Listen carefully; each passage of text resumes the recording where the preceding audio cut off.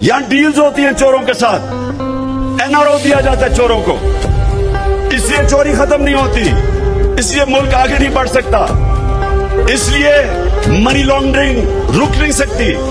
मैं आज सारी कौम को पूछता हूं, क्या हमने ये तमाशा भेड़ बकरियों की तरह देखना है या इंसान बन के राय हक पे खड़ा होना है, जुल्म के खिलाफ, नाइंसाफी के खिलाफ। जो कौम हक और सच पे नहीं खड़ी होती वो कौम का मुस्तकबिल नहीं होता।